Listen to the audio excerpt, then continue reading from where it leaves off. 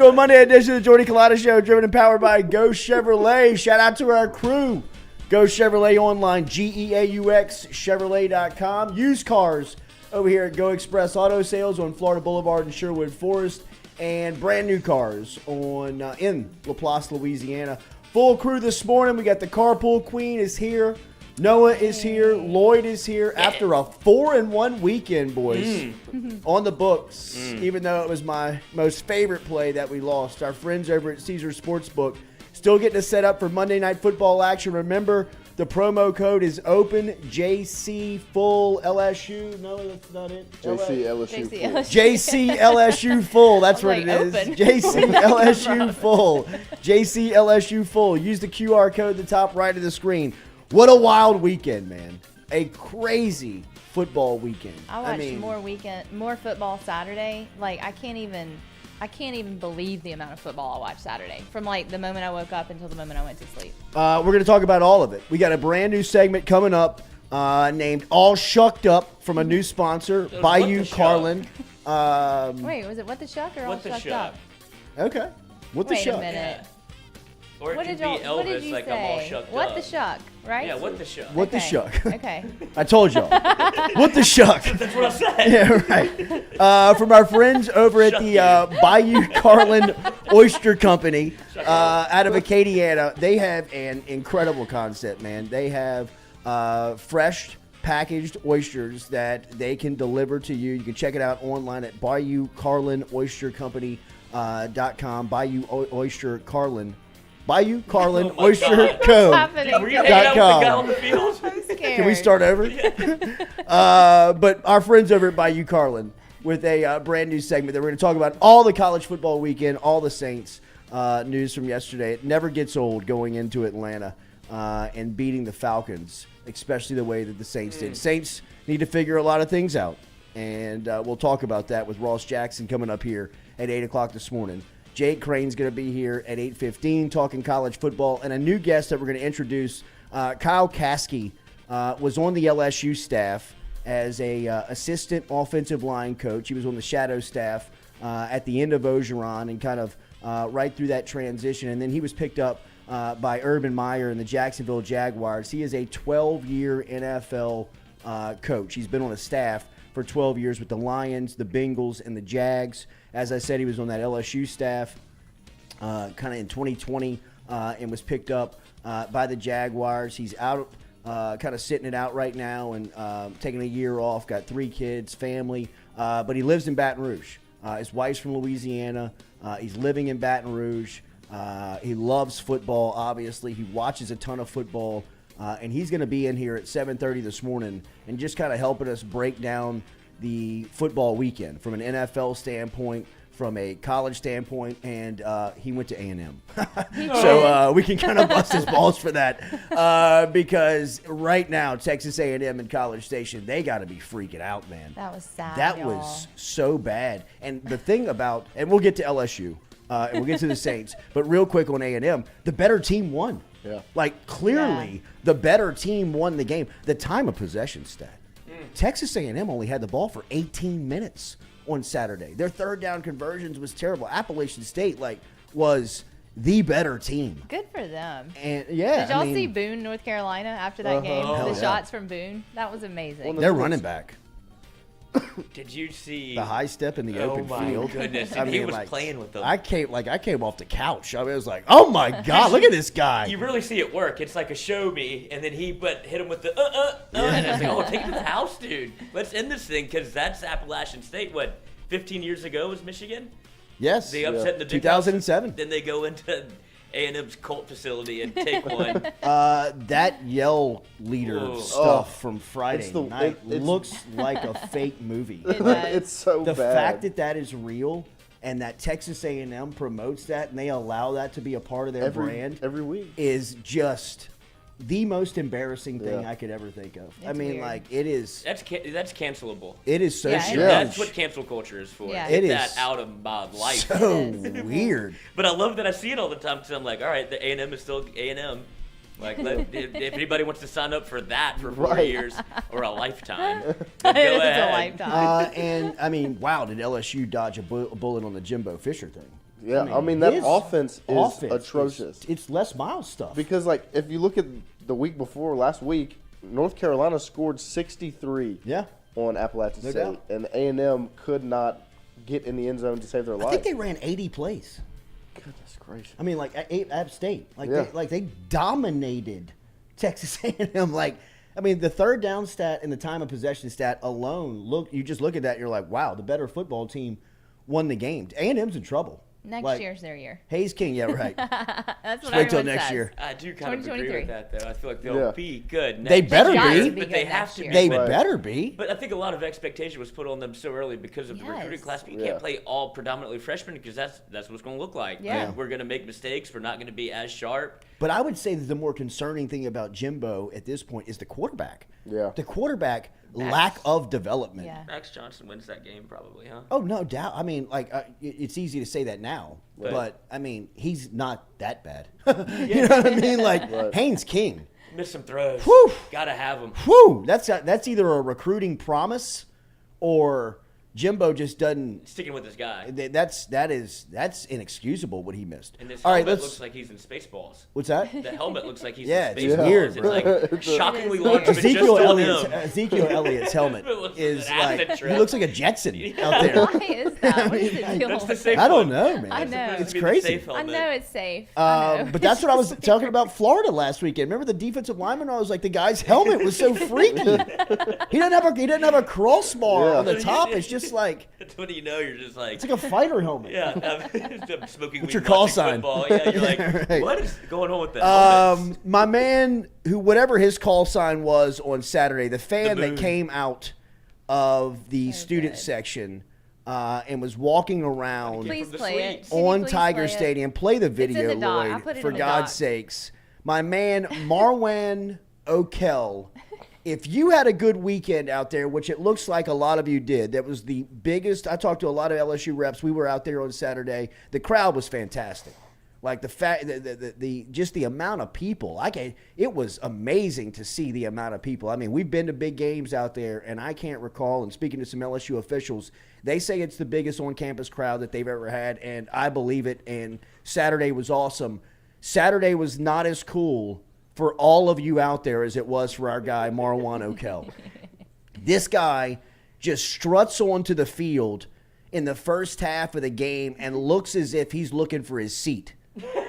Like he's looking for an usher to give his ticket so he can go find his chair and sit down. Just wants to call A little play. bit of a backstory on Marwan earlier that day. I got confirmation yesterday from my brother-in-law who's up in the suite levels yesterday. And in pregame, this cat is like wandering around the suites and is posted up in the suite that he happens to kind of like be, working around before he gets to his suite before the game.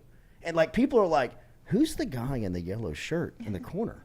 And everybody's like, I don't know. So finally the owner of the suite like walks up to this guy in the yellow shirt in the suite that's hanging out in the corner, kind of making himself drinks but not talking to anybody. It's like, yo, bro, I think you're in the wrong spot. He's like, I might be. Maybe And the guy's like, okay, so you're not in the right suite. You need to kind of like shuffle out of here. So the guy like leaves the suite. Like 30 minutes later, my brother-in-law's like settled into the game, and this episode's happening down on the field, and he's like, what's going on down there? And they're like, I don't know. Some student just like ran out onto the field and is like taking the game. And they're like, taking it all the way in. They're like, wait, is that the guy in the gold shirt? They're like, that's the guy that was just in the suite. They're like, what is he doing down there? He's like just wandering around like there. 30 minutes before that, he's wandering around the suites. This guy During is the on play. all the drugs. All the Kids, drugs are bad. Uh-uh. If you looked at this guy on Saturday and you were wondering what was going on, I told him to he stop is for the toss dive. chemically imbalanced. As the cop comes in here, takes 4 of them, and then the state trooper with just the bully move to Oh, press on his what eardrum. the hell? I mean, just like He's swirling him. shoving down on his eardrum. When he Takes stands 4 up from cops to walk this guy out. Look at his face, bro. This guy is He's so out of it. woo. The Salter. Just a casual stroll around Tiger Stadium. mean- Like he works on the grounds crew. Like, dude, we did a hell of a job today. I mean, what in the actual move shuck, right bro? there. That is the move. That makes me That should be a panic. poster. It really Yeah. should. Like that should be like. Oh, It's an album That cover. is Me? so good. You're looking for me? I'm looking for seat 34C, sir. I just need a headset. I love this slap. How he just slaps him off. That's he's like what getting I would on and do. Look, this guy's kind of laughing. Stop. He's like, Bro, do you know what you're doing right now? he went in for the dad arm grab, He dude. did. He really did. I'm surprised he didn't take him by the ear and lead him out The of there. casual hand pressures. Eardrum, Oh my dude. god. I mean, God. his face though when he What? gets up is so good. What a The night. cargo shorts. I know, right? Oh, he's kind of like coming to there. Yeah, he is. He's like, Brown oh out. god, Yeah. what did I do? I can't believe I I mean, mean, like, no. that is a live play happening How did 10 he make yards it out away there? from him. How did he make it? Do you know the walking through the end sounds zone? of that? Like when you're that close to Right. it and you do not have pads on, how scary Terrifying. that is. Also, how difficult it is to walk that far out onto Tiger That's what I'm Stadium. Like asking. I have Nothing. watched many a games from the sideline, and the thought of that gives me so much anxiety because of not like getting out there and getting hit by the play. It would be like getting tackled by an usher immediately, like as you Yes. cross the line. It's so well guarded that for him to make his way like that far. into the middle of the field. Who was in charge of I mean, that? that's probably a, where is he? He's on the 15-yard line. That's probably a 20-yard walk. Yeah. Through the end zone into the middle of the field, and like he's just chilling. It's really a And case no one for notices. I mean, No football one's god, looking I at need an him. explanation on how this happened. I mean, there's 100,000 people in the stadium, and this cat just walks onto into the 15, field. the 20, the 25. I mean, Also, how did he get into the Wow. suites? He's a magician. I mean, that's we what need to I'm hire. wondering. How did he Yeah. get Marwan. anywhere? We How thought did he get Ron all was these good. places? I mean, I'm looking to hire Marwan, bro. I mean, he's not wearing a pass or anything. Nothing. Nothing. That's It goes- what's so nothing. crazy. It goes to show if you act like you belong and Yes. just kind Yes. of move Confidence. on, keep it But moving. did he? Did he I act? don't know. How could he act like I he think belonged? maybe just walking instead of sprinting Yeah, I out guess there so. is the move. I guess so. And that's what got him on TV is Yeah. because they couldn't cut away because they're playing the Yes. game. It's like this guy could catch a swing pass. Like I'm on the field. Or just catch like a peel back. anything. Like, Do you see the players come off the field and one LSU player just kind of like yeah. I know, like, yeah. who I think is it's that I think it's guy? the Gardner, Makai Makai Gardner. Gardner. yeah, He's like, it's two. what is He's that? like, What is this guy doing? welcome to LSU. Football God said it needed real entertainment on the field. I get it. I understand. I mean, it was good. But there is It was look, good. man. For as funny and as much as people are joking around about Marwan around college football this weekend, there are people in LSU sitting in a meeting right now, Yeah. Yeah. like being like, "How in the bleep did that happen?" Like, Yeah. what in the actual shuck went down on Saturday night? Like, whose head is about to roll in here? Because I mean, for that dude to make it to the middle of the field was unbelievable. All right, now to the game. Are y'all off the Nuss bus for the love of God at this point? Come on. I think Come on. I think Nussmeier showed you the difference in the feeling around Daniels to Nussmeier, Yeah. right? Like Daniels, I think his the concern about Daniels, not even a concern, maybe the criticism of Daniels would be that he looks to run too fast, maybe looks to run too quick. But the alternative in the competition is trying to keep plays alive and not making the best decisions and turning the ball over, and that'll get you beat. And the experience and the veteran, just veteran experience that Jaden Daniels has is the difference in this. And Daniels is running this offense well. Look, I said Nussmeier the entire time, and I told you last week, and I continue to say it this week. We were wrong on that, especially for this offense, and Nussmeier needs more time to develop. But why Right. was there even a competition? Like, why for so long did it drag out to the point where we thought it was between the two of them? And then Well, that's what we see. It was, and I mean, just But how because could the, it the be? sample size that you saw on Saturday night does not evaluate the entire competition. I think Nussmeier, for as bad as that pick six was, and that was brutal, and even the first interception was bad in the case of like, what were you looking at? You know, I mean, it was a very simple read that you would think that ball's going to be picked off. He still is a playmaker at that position, and he still has ability to be a starter in this league. The staff saw it last season. This staff sees it this year. For two coaching staffs to come in, evaluate one player, and him be in, pretty similar spots, those guys are too expert in their field and too professional to both miss. So Nussmeier gives you a chance to win. There's just some bad with it. You know what I mean? And if you watched college football this weekend, the quarterback play is not that good. Ask Notre Dame. You know what I mean? Like if Notre Dame had a heartbeat at quarterback, they would be competitive. Yeah. Right? I mean, and Nussmeier, there are a lot of people out there that would love to have Nussmeier. Yeah. Right? And Oh, the I fact know that it. he's the second string quarterback at LSU gives you some sign and gives you some security of, look, they got a guy that still needs to be developed, still needs to be coached up, but he's got the tools and the essentials to get there. But as far as this competition goes, you see the difference. Yeah. You But he saw the wasn't difference. ready to be QB1. No. And I also think there's a huge difference between camp and scrimmages and then whenever you're on the field with another team. I think that's where the real Nuss kind of comes out. Yep. Whenever there's people, running at him and the pressure's kind of higher, and that's when he makes those kind of gunslinger-ish decisions Yeah. that you don't see in camp because he's not in those situations. And I think he wants to prove so badly that he can be the starter, Yeah. so he forced a little bit because He's pressing. He was pressing. Like it's unfortunate because those are all the things that they're trying to coach out of him, like the throw, moving left, tried to throw it back right, and he was pointing to try to get him to come across the middle a little bit, and he just kind of threw it up, and that's when it looks bad, but you can see the intent. But I think he's trying so hard to be like, look, if I was in here, I could still be the guy. You And also that's not what you want to see from him. You also saw your first look of Walker Howard on Saturday night, and that is Promising. the absolute future Yeah. of what that position is going to look like. So, however this thing shakes out is going to be, really interesting next season, because I think Jaden Daniels is the quarterback for LSU this year.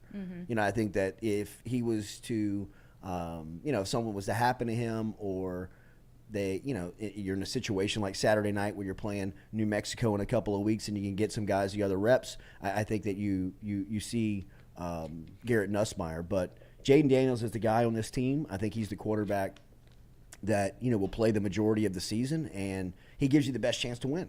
And if there's a positive to it, kind of put to bed any quarterback controversy. If Jaden Daniels gets off to a slow start again in conference play, anything like that, you're like, well, this is what LSU had. This is the best opportunity LSU has to win, as opposed to not knowing. Yeah. I know it's a small sample size, Yeah. but anytime the favorite man on campus is the backup, now that conversation, like, put in Walker Howard. Like, it puts to bed this might be a 2-quarterback race. It feels like, at least for now. Yeah, no doubt. So what I took away from Saturday, and we were going into the game, you were saying you were looking for some things, and the first thing was get the special team stuff cleaned up. And, for the most part, I really thought they did. I thought that they cleaned up a lot of the easy stuff back there. We did see a new a punt returner in Gregory Clayton Jr., who we had on the show here when he transferred in from Texas San Antonio, related to Jarvis Landry. Back there, sure-handed, made the grabs, was able to catch the football. So you saw that from the special team standpoint. The running game, which we talked about, getting that going, and, get the positive news of John Emery returning to the lineup here going into this game against Mississippi State, which Mississippi State was still playing football at 2:30 in the morning, Oh my East God, Coast y'all. time. That's why I said that's the longest day of football ever. I mean, like it never ended. It was Jeez. just Make it to the end? Did you make it to the end of the no, game? I didn't make no it to the very end. chance. I I placed woke my up in bed. a I placed my panic. bet. Went to bed. bed. Woke up 3:30 in the morning and Check saw the account. that like it had just went final. I Yeah. was like, what? Winner. I woke up in a Cash panic. that ticket. But I mean, it was. I wonder what that means for this week for Mississippi State. I mean, they didn't get back to their bed. They didn't get back to Starkville until what, 6 in the morning? It's crazy. Yesterday? That was a crazy trip for them. I mean, just a wild Yeah. early season trip for Mississippi State. They go out to Arizona, take care of business, but LSU on Saturday night was able to piecemeal together 230 yards on the ground rushing, led by Armani Goodwin. It was good to see Kayshawn with a 41-yard run. He looked smooth on that reverse, man. He looked good in the open field, and there was obviously a very concerted effort to get him involved in the offense. 5 grabs for Kayshawn, 42 yards in the air. We mentioned the one run for 41 yards early in the game. But, from just a competitive standpoint, there wasn't much that you could take away when you evaluate LSU on Southern, but some of the things that you take away of what LSU was trying to do, they shook up the offensive line, right? They moved Charles Turner into center. It was something that we talked about late in the week last week of that they're still trying to find these top 5 guys and how they're going to play. They moved Miles Frazier from the guard spot back to his original tackle spot. He's now playing outside on the right side. You've got Garrett Dellinger, who's now been moved from center to guard. Is that permanent? Right now it's not. Okay. Last week it was a totally different lineup. 3 Yeah. weeks ago in camp it was a different Yeah. lineup. They're still just trying to shuffle around and find the guy. It feels like this was the one that graded out from the, listening to Brian Kelly's immediate reaction after the game. He liked what he saw, but the competition level is going to be at such a higher click on Saturday that you probably can't get a fair evaluation of if they'll be able to withstand it. But I think he likes the size of Frazier on the outside. I think he likes the athleticism and the strength and aggression of Garrett Dellinger now playing at an original spot at guard. I thought Charles Turner played really good on Saturday night. I did. I thought that he knew he had an opportunity. He's athletic. He's a guy that, hopefully the light will go on for him. And, if you can solve that center question with Turner and allow Dellinger to be, a guard, and then you've got Miles Frazier on the outside at right tackle, and then Anthony Bradford is now at the left guard spot, and then you've got Will Campbell. How good Campbell looked running next to Armani Goodwin. Give him the ball. That is a big, strong athlete, dude, in the open fild, running alongside a running back. You can see how strong he is because Armani bumped Just into bounced him. off It of was him. game. Just bounced off of him. Without disrespecting Southern, I felt like this was good practice for them. Oh, it's it was beautiful. almost in slow motion. I could really see everything, see everybody, see what they looked like. There was so much to watch that you could really take in at that game. You see why it would have been a huge advantage to play them in week 1. Yeah. Right? And My get that gosh, stuff yeah. figured out before you go play Florida State, rather than figuring that stuff out playing an opponent like Florida State in a game that, really can swing your season as far as, what the postseason is going to look like from a win-loss record, going into it. So, I thought, on Saturday there were some good takeaways, man. The offensive line, obviously, the run game was there, the special teams cleanups, I thought. But, there's not a lot that you're going to learn about LSU. You just kind of see some of the adjustments that they're trying to make going into Mississippi State. It'll be a really intriguing week of preparation with opening up conference play at home. We'll be over at the press conference today at noon as Brian Kelly will address the media for the first time here in game week. We'll hear his reaction after getting a chance to watch some of the film on Saturday. But all in all, I thought that Saturday was a great experience and really a good example that the town can use moving forward of bringing together the community and really celebrating. We were out there for a part of pregame, and then we left around. We didn't go in. We just kind of went out there for the experience, and we watched some tailgate, and then we kind of left at halftime. Thank God, because I heard some horror stories about people that stayed for the halftime show that sat in 2.5 hour, 3 hours worth of traffic on just trying to move a couple of miles to get home. And they look, this traffic situation is haunting LSU game day. It is. Just the division that puts on game day. And I had it, so somebody explained it to me, and it made the most sense. And they said, look, they can try all these traffic flows and contraflows and whatever they want to do, but the truth is that they've expanded the stadium into 100,000 seat capacity, and they've never expanded any roads around the stadium since they built it. I didn't think about it like that. I mean, like when I was explained to it, somebody within DOTD was like, look, we're going to catch a lot of heat. We're the ones that have to, try and figure some of this stuff out and working with the city and working with LSU. But, the fact of the matter is that you can't make water out of wine when you're saying, Football God. look, you bring in 60, 70,000 more people just to the capacity of the stadium. I mean, they probably had 80,000 people outside of the stadium during the game that we were walking around on Saturday. Just people that just had no intentions of going in, just going out there to tailgate. That probably won't happen every weekend, but traffic happens and is a nightmare every weekend of LSU football. Mm-hmm. So I don't know what the remedy is of it. I do know that the stadium has expanded multiple times, since they've built the original roads around Tiger Stadium and getting people in and out of there, and the roads have never expanded. I also don't get in a contraflow type design why you wouldn't open up Stanford Boulevard that has 4 lanes and you're shuffling everybody to Lee Drive and College Drive where it chokes to 1 lane with stoplights rather than shuffling 4 lanes out to the interstate. I got no idea. I got no idea, but it does not make a lot of sense to cut that artery off when you're dealing with 2.5 hour, 3 hour traffic issues. And when these coaches came through here in the off season and they were talking about, just kind of LSU and the LSU experience and, how much they can't wait to look forward to Saturday nights in Tiger Stadium. The reputation is out. Like those guys had heard, like, what's the deal on the attendance? Why don't people hang out and watch LSU football anymore? And it has happened. Like the fan base, and I'm guilty. If I'm not there covering the game and I can leave whenever I want, a lot like Saturday, I'm thinking in my head, we got to beat the traffic. Mm-hmm. So, I mean, it's now mentally baked in to everybody's game day experience where they go out to the game, they experience tailgate. You put up with the traffic to get in to the game. Everybody has a great time pregame. You go in there, you listen to the band play, you see a couple of drives, see some momentum, and then you're thinking to yourself, I got to get home to watch the second half so I don't put up with traffic at the end of the game.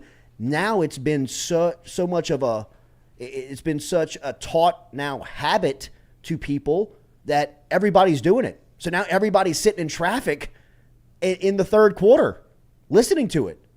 So now LSU's dealing with almost a problem that I don't envy the people that are in charge of how you try and keep people in their seats for 4 quarters in today's entertainment world, with just how easy the home experience is and how comfortable the home experience is. But the traffic issue that LSU deals with on game day, to me, is it feels like there's no resolution. Like you either are going to have to mentally prepare yourself to deal with that type of experience, or, I've spoke to a lot of people that just say, I just don't do it anymore. I don't want to deal with it anymore. The home experience is too easy, and it's not fixable either. It's not fixable unless you. It's almost easier to stay until the end of the game. Unless you expand the roads. I mean, think about it. I mean, like when it was explained to me like that, it's like, yeah, easy. Well, why wouldn't they? There has to be a reason behind it. What? That they're not doing contraflow on other roads.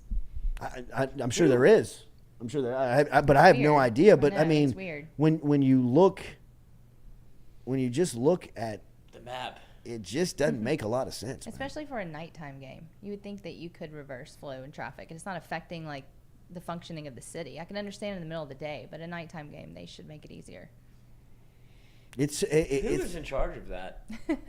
I mean, it's got to be just every day something like your desk is just full of paper. Right. It's like, I kind of said, like, I'll just shove this to the side every morning. Like, what if you were in charge of it? I would say, be damned. Everybody do whatever you want. Like, it's the purge.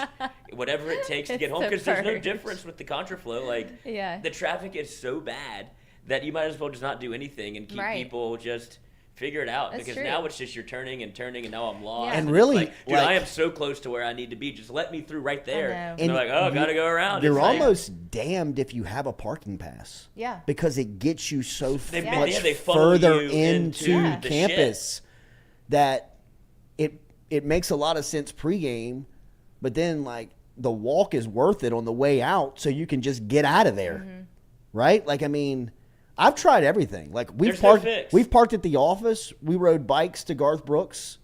Like, we didn't sit in Garth. that traffic. You know what I mean? Like I heard that traffic experience was like a LSU worst. football type game. It was a Worst. 3-hour, 2.5-hour type gridlock traffic experience where, You listen to Girth in the car. There's no post game show for Girth. I mean, the bikes, like with the cars kind of like on the perimeter of you know, like this like 2-mile radius of LSU's campus, seems like to me the best idea I've had. You know what I mean? Like, just like go park somewhere like at the LSU beach, unload your bikes, bike in, chain them up, leave early. But I mean, underestimating the amount of alcohol people are taking. no, in. it's a funner experience. I think That's you a just bike- buy bike a house. ride. I mean, yeah. You buy a house on the Shit, I'm lakes on the or in 20. college. Yeah, right. I mean, Marwan.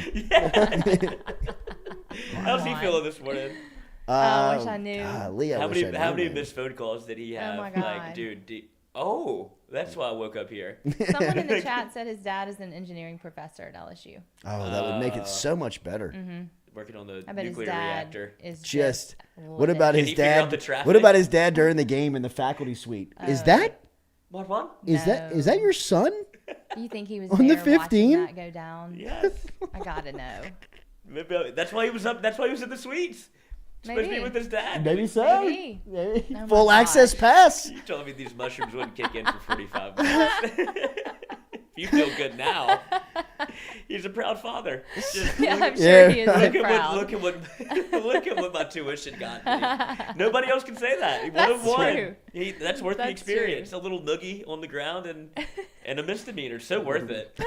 He should have gone more peacefully into the night, but I know. it was great. Just turned around and walked back yeah, off. yeah, he could have. He He would could have have. sauntered back. Yeah. Or just to the sidelines and kind of kept it moving. Instead, he had to go hands on hips. I just Take want to it. know what his end game was. He needs a statue. Before I don't think Burrow. he knew. Like, I, He don't may think- not I think he have, just but kind I- of hops the fence, thinking like, "Let's see." I hope he remembers it. Yeah, let's see. I hope it's I don't still think he somewhere in the does. recesses of his brain. Well, he can watch it over and over. And that's me. What a day. What a thing to be What able to a show your kids. day. I know. Look, Bayou Carlin, remember our friends, grilled oyster kits, shucked and buttered oyster kits delivered to your door. They do the shucking, you do the grilling. Try them out online. BayouCarlinOysterCo.com. Jesus, that's a good one. that is a mouthful. And you Let's, were right. You said, what was the thing you said? And then what did you change it to? You changed it. You changed it to What what the the shuck. shuck, but Yeah, I bro, just it's- looked back in Slack and you said all shucked It's all up. shucked and then up. you changed Yeah. it to what With the the shuck. Shut the They shuck. all- Shut the shuck up, Lloyd. This is shucking confusing. We'll put it on the poll, see which one's better. Lloyd, you dumb shuck.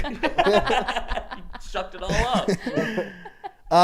So our friends over at Bayou Carlin Oyster Company, check them out down in Acadiana. So LSU, not a lot of takeaway from it. Like to see some of the movement that they made on the offensive line. Saw a lot of those guys on the defensive line play. I mean, from the opening kickoff, right? I mean, Xavier Carter knocks the ball out of the Southern guy's hand on the kickoff team. LSU gets the ball 2 plays later. Daniels is in the end zone. Jack Beshon, I think they had 5 touchdowns in the third quarter. They just played awesome, you know. I mean, but to be expected versus Southern. Now you got to turn it around versus Mississippi State. We'll hear Brian Kelly today at noon. I want to go college football weekend before we get to Ross Jackson. Well, Kyle's here too. Is so- Kyle here? Okay. I'm I can't assuming see that's him. Kyle. Yeah, right. Yeah. I was like looking for my phone. I was about to text him. I'm like, bro, are you standing me up? We could do bar one for a he third was time. doing Yeah. And we got to get him out of here because he's got a Monroe road trip this well, morning. that's So the coach, Kyle Caskey, is here. We'll turn over the set. We'll talk some football from the weekend with one of our newest members here. Looking forward to this. Coming up next year, Jordy Culotta Show, driven and powered by Go Chevrolet. Coach, my bad.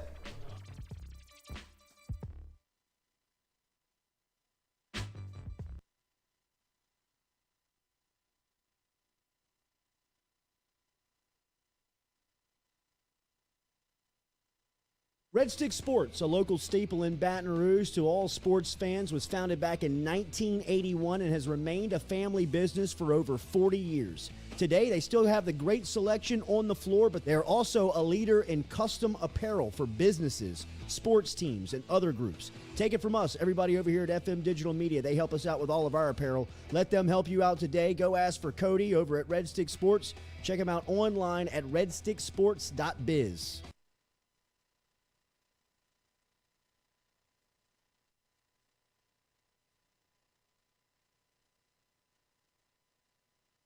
I was embarrassed about my smile. Are you unhappy at yours? Do you not smile back at yourself? I called my friend, Dr. Spillers, over at Johnson Spillers. He fixed my smile, and now everywhere I go, people are complimenting it after the work that Dr. Spillers and the staff did to my mouth. They can do it to yours. Get in touch with them. JohnsonSpillers.com. 2 locations, one in Gonzales, one in Baton Rouge. Easy to find them, JohnsonSpillers.com.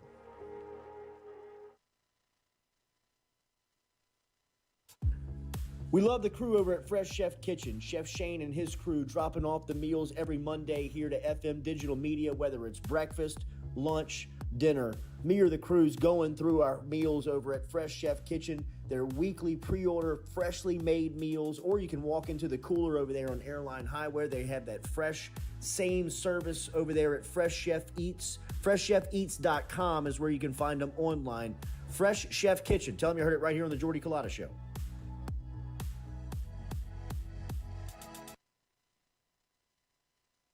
Hey Baton Rouge, when traveling through Natchez, Mississippi, whether you need to fill up your vehicle or your belly, stop by Go-Mart and On The Go Deli. Go-Mart has clean restrooms, community coffee, an awesome beer cave, and a great selection of anything you might need on your trip. So stop by Go-Mart at 4 Sergeant Prentice Drive as you're entering Natchez on the left, and visit Tom and Wright Granning and their awesome team at Go-Mart. We've seen the BK takeover stuff from LSU and social media, and really in his short time in Baton Rouge, there's been a lot of people embracing his approach to building this roster. What's it like to recruit alongside him? Oh, it's been great. Coach has been awesome to me because he lets me be myself when it comes to recruiting, when it comes to coaching. He lets his coaches coach, lets his coaches recruit. So I have no complaints on that end. And when I need him to get in touch with a kid, he's there for me. The communication line has been great. He's just been nothing but supportive.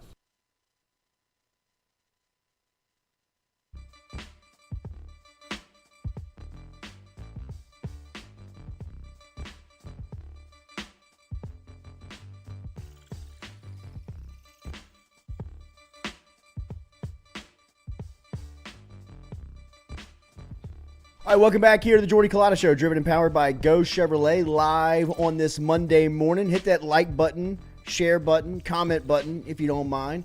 As daily, we're brought to you by our friends over at Go Chevrolet. If you're in the market for a brand new car, check them out online at GEAUXChevrolet.com. They also got that brand new car lot out in LaPlace, Louisiana, used car lot over here in Baton Rouge. Really excited to bring aboard our next guest, Kyle Caskey, who is a longtime NFL college football coach. Spent some time on the LSU staff before getting picked up to Jacksonville Jaguars and the Urban Meyer staff. Obviously, we'll ask him a little bit about that experience at some point, as I'm sure that was pretty fun. But he's got a lot of cool stories, man, got a lot of great experience, and as of all these football coaches, you know, once you get to talking football with them, man, I mean, they could just go and fall down into a hole. So it's good to have the access to a mind and a personality like Kyle, man. It's good to have you on the show. Good morning. How are you? Yeah, I'm good. You know, I mentioned when I walked in, YouTube does work in the car, and I did hear all the A&M stuff you said about me. I'm an Aggie, and you know, I have coached at LSU, and I'm assuming that's why the E was left out of my last name up there. I get it right now. I see how y'all work. Y'all coming at me to start. Just a little bit of hazing. Seeing how much I can take. Yeah, right. You know, but no, I'm good. I appreciate you having me on. This is this is a cool studio y'all got and how y'all did this. I appreciate it, man. I appreciate it. Let's start there. Saturday, A&M. That's a tough law. But when you look at the stat line, Coach, time of possession, you spelled his name wrong, bro. Check the name, Lloyd. You spelled his name wrong. I got it from the document. Yelling. But the better team won, right? I mean, like when you look at that game on paper, Yeah. it seemed like App State really kind of controlled the game. Time of possession, third down conversion, stats like that really jump off. You know, it's really unacceptable when a team that just had 60 points put on them the week before by UNC. Yeah, right. And they can't put anything on the board, and it's really one of those things when you look at A&M and you say there's 5-star recruits all over the field, and how do you get the ball to them? It's easy. You just got to get the ball to your guys, and a lot of the play that the quarterback is doing at this point right now is not up to par to where they need to be. And I know you guys have mentioned in here before about Max Johnson, and he's the backup right now. Why not give him a shot? He saw the field just for a minute at the end of the Sam Houston game the first week, and I think there's a point where you're not getting that downfield production. You've got speed everywhere, and the ball's not getting pushed down the field. And that's where my frustration lied with the offense was just get the ball to these 5-star guys. And their receivers, these freshman receivers they have are as good as I've seen a receiving core talent-wise at A&M in a long time. And that says a lot because there's been some good receivers come out recently. But they couldn't get a run game going. And, for them to come into Kyle Field in front of, 100,000 people there too and do what they did. I promise you the traffic was bad, after about halftime, they were mad. So y'all want to talk about, traffic issues. They got the same problem there too now. Since this is the Jordy Culotta traffic show, we'll keep that going. Right. I mean, if they expanded the roads around College Station, not really. They did the stadium, but I mean that's the problem. Welborn Road, there's the main road that goes right there is Welborn Road, and it's been. Everybody took off their class ring and just chucked it. It probably did after that one. like Friday Night Lights. You one of the things you do at A&M is when you get your class ring, you dunk it in a pitcher of beer, and you got to drink it as fast as you can. And one of the things I saw, like this class would be what the class of 2022 or 23 now, and so they get 22 or 23 seconds, and that's how fast you're supposed to drink wow. it. I was class of 01. I was class of 01, so I had a tough job. But right. You know what? I was close. I was literally drinking out of a fire hose. Yeah, right? that. What about Texas Alabama? We hadn't talked about that game here this morning. I mean, it was a wild college football weekend. Really, but Texas, Alabama on Saturday morning really kind of set the pace for the day. What'd you take away from that game? Texas is one of those teams I just can't ever figure out because you go like last year, they lose Kansas. This year they come back and they do that. And really, honestly, Alabama didn't deserve to win that game. Yeah. And being the good Aggie I am, I can't pull for Texas at all. And I know that's hard around Baton Rouge to say somebody's pulling for Alabama. I wasn't necessarily pulling for Alabama. I was just we're not pulling for Texas. Against Texas. Right. So, but when it came down to it, I think even Saban at the end of the game, you saw how mad he was when the players were doing the horns down and he was yelling at the players. Quit that shit. He was so mad. And he was, and that's good for him because you didn't deserve to win that game. So don't talk trash to the opponent like that. I mean.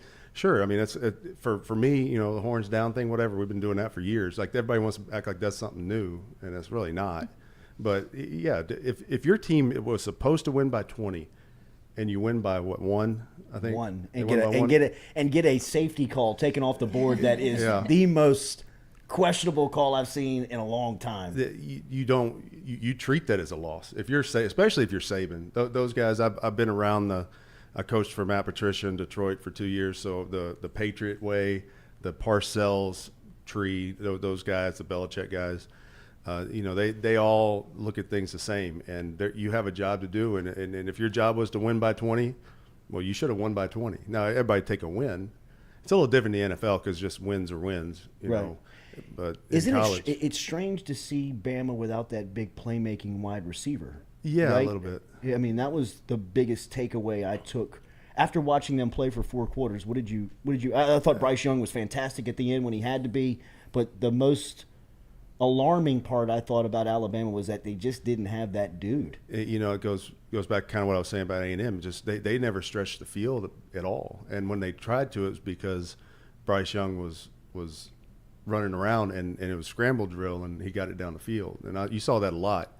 And that's kind of been – that's one thing around college football I see right now is quarterbacks they won't just drop back and do their reads. They drop back and they get the happy feet and they run around because they can. Mm-hmm. And I think that hurts their offense a little bit because they're trying too hard to do something outside of the scheme of the play that was called. Yeah. And if they would just sit back there and let things develop a little bit more, you saw that with LSU with Daniels. He now the line's still gelling for LSU, but this guy's running back and he looks at his first read and he takes off. Mm-hmm. He doesn't give the rest of it time. Mm-hmm. You usually have at least 4 guys out in a route, sometimes 5 if the back gets out. So there's other guys to look at.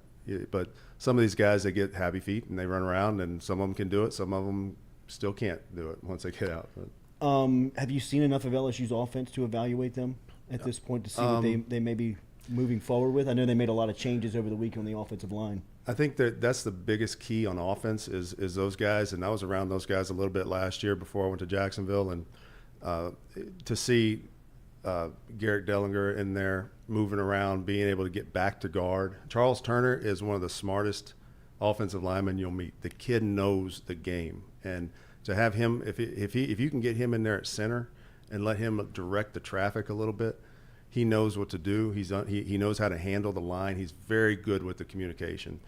I know he hasn't got a whole lot of chance to play, but that's one thing I saw from him. And then y'all mentioned Anthony Bradford. If that kid, have y'all ever seen those lizards that run on water?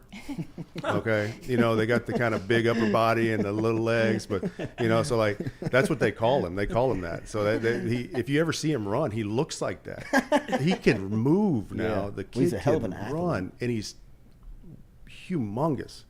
If you get him at guard and allow him to use his power for one on double teams on the front side, but then you pull him and let him pull out and go, pull on the opposite runs, then he's one of those guys that can do it all. It's just he's just got to stay in shape. The left side of the line with him and Campbell is athletic as you can find in the league, right? Coach, before we move on, tell them your responsibility that you had with LSU. You were kind of like an assistant offensive line guy, and the years. All right, so I was only at LSU last May of 21 through August of 21, and when I got there in May, it was the week before they let James Craig go, and I was working with the offensive line. So I got a chance between James and Brad to be a little bit of a in-between when Brad came in and helped him out with the O-line. And when Brad took over, I stayed with him until the summer break for the players, or the coaches rather. And then about halfway through summer break, one of the analysts that was working with the running backs got hired to go to the University of Ohio, or Ohio University, and I ended up moving over to the running backs room with Kevin Falk for training camp. So I got to work with the running backs in that group. So whenever the second preseason game came around for Jacksonville, I had worked with Darrell Bevel, who was a coordinator for Urban Meyer in Detroit, and I got picked up by Jacksonville after the second preseason game. So I ended up moving to Jacksonville, and then obviously the coaching staff didn't last there, and then that's why I'm kind of in the situation I'm in. But it gives me a chance to have some family time here, and we're back in Baton Rouge. So the kids actually never left. We had our last son in October, so Kayla's doctors were here and everything, so we just didn't want to move her out of here, and the kids were in school, so it was just kind of an easy move for us to move back here. And it is interesting being an Aggie living in Tiger country, but don't tell too many people. Yeah, I have a ton of A&M clothes, and I just don't wear them right now because I don't want my neighbors egging my house. Right. Well, Caskey's a traitor. But much like the rest of the world, you fell for a Louisiana woman. I did, yes. And that goes for a lot of people around the planet. Really. Real quick, before I know you got to get out of here at 8 o'clock. Tell me about John Emery. What your thoughts on him, working with him in a short time. He becomes eligible this week, and he will be active come Saturday night versus Mississippi State. Number one, I feel absolutely horrible for this kid because I was around him that entire summer of 21 when he was working to get eligible for last season. He did everything he was supposed to do. There was just some mix-up with the classes or whatever the case was. It wasn't him. He did the work, and he got it done. And it's just amazing that we're 2 games into the next season, and he's still dealing with it. But when you talk about a talented kid, if he would have played last year, it would have made a big difference. You got him and Ty Davis Price on the same field, and then Armani Goodwin. He's going to pair well with Armani Goodwin, and then I know they got the new kid 21. No game. Yeah, so he looked good. I like the way he looks, but John Emery he can do it all when you talk about first, second down runner, but also being a third down guy. They don't ask a lot of protection in college football, so I'd say that'd be the one area he's got to get better at. But he can run routes, he can catch the ball, you can turn him into that receiving threat on third down, go empty, or run him out of the backfield. And if you pair him with Armani, which I'll bring a name up with, this may go over some people's heads, but I coached at Ole Miss for 1 year in 2009, and we had Dexter McCluster. Oh yeah. And I think it might be the hair that got my attention at first, I said, man, this guy looks. But then I started watching, and he also wears 22. Yeah. And that's what number Dexter. I'm like, all these things, it just Dexter McCluster kept coming to mind, and that's what Armani reminds me of. And if you pair John Emery with Armani, you're going to have a really good kind of thunder and lightning type of deal, like we had when I was in Cincinnati. We had Jeremy Hill, but we also had Joe Mixon, and then we also had Gio Bernard. So you had these bigger runner guys, these guys who are used to first, second down stuff, and then you had Gio was your third down guy. And I think it's going to be a good mix when you get him back, and he brings some juice too. You don't think those linemen know that? Yeah. When they look back there and they see number 4 behind them, they know he's back. So it'll be one of those things. He'll bring some, especially coming back for a conference game, and everything. I think it's going to be one of those things where there'll be some juice to him when he gets out there. No, he's going to be nervous. Don't get me wrong. He's missed a year and a half. Yeah. But he'll, once he shakes the bugs off and gets hit a couple times, that's what running backs want. Running backs want to get hit every once in a while just to get that feeling out. That goes back to the whole preseason thing. But, why don't teams play their guys in preseason? Well, some of these guys just want to get hit, so. I mean, you kind of saw it with Michael Thomas in the Saints game, where it took him a second. Like, he hadn't played in almost the same amount of time, and then by the end of the game, you're like, okay, it's coming back to me a little bit. Like, the feel comes back. Yeah, and they need that. And that's what's good about – I know there's been the debate of do you run things like Coach O did where there's a lot of live practices, or do you back it off and make sure your guys are healthy? There's a fine line for that too. I mean, there's a place for both of – getting the guys in there and letting them hit, because that's what you do. That's what football is. Football is a game where you get hit, and if you don't allow somebody to get hit or hit on defense, especially tackling, and you don't do it, sometimes it takes a little while, and you hate that, because that's why these first games, like the first few weeks of college football are usually a little bit sloppy. But you got to think that's what the first couple of weeks of preseason NFL football is sloppy, because that they haven't played a game in a while. And so trying to figure it out. Yeah, now it's trickling into the regular season for the NFL, because they're not playing it all in the preseason. You can see it, whether it be special teams, wide receivers, just they're not on the same page. It's not as fluid as you'd like to see. Yeah. And it's because they haven't played together yet. Yeah. You can practice as much as you want. That's the biggest thing, is like offensive linemen need those 5 guys you got have to play together.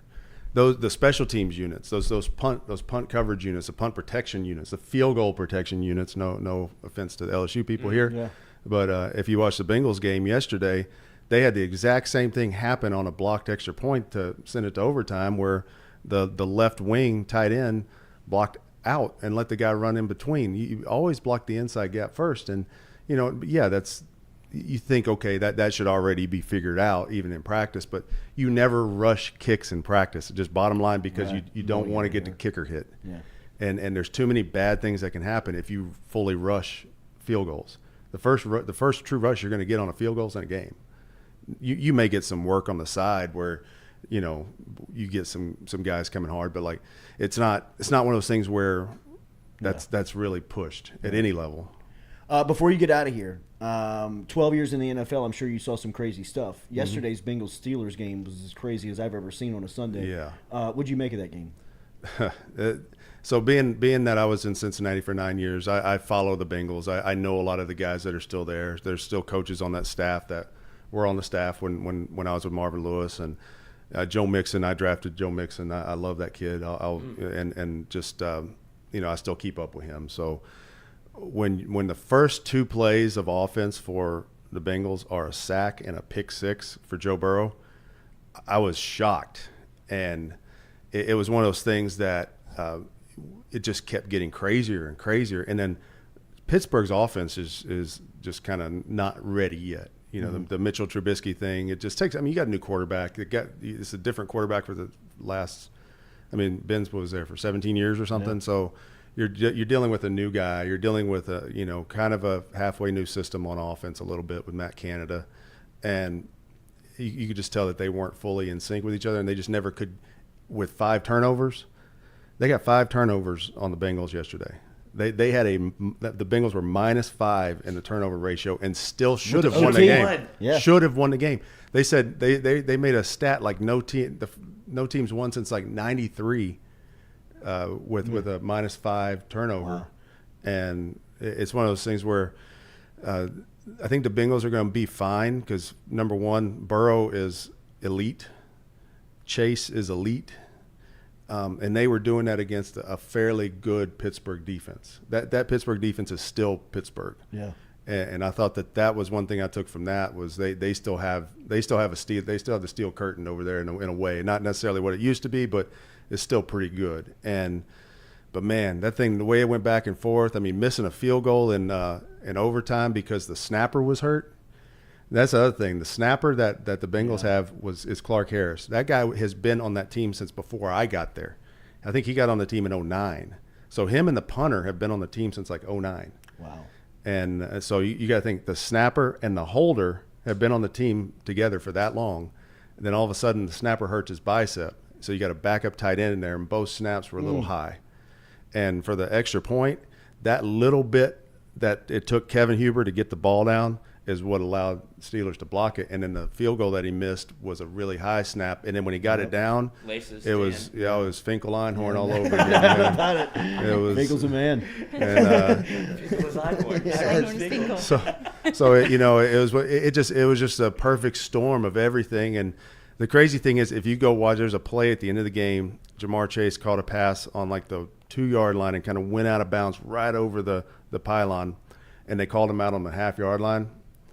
And I think they ended up scoring and all, but this would have left it a little bit more time or whatever. But he actually scored on that play. There's pictures that were posted online last night of the balls actually crossing the plane and his feet are down. They didn't review it because it wasn't called a scoring play. So the Bengals would have had a challenge, and they hand it to Joe Mixon. They lose 5 yards, and it was like, this is a debacle. And the game was over. And it was outside of 2 minutes. I think it was like 2:20 or something. Yeah, so they had to challenge it, and they didn't challenge. If it was inside 2 minutes, it would have been automatically challenged and probably would have been a touchdown. And again, they ended up scoring, and to should have won the game, but.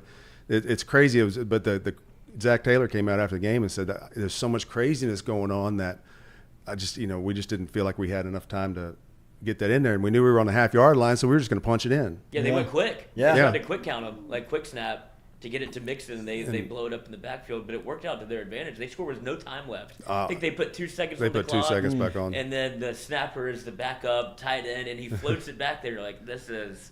And we're in for a ride, boys. Yes. Yeah, right. It's gonna be a long Burrow day. and Chase were on the bench just going, let's do it again. Yeah.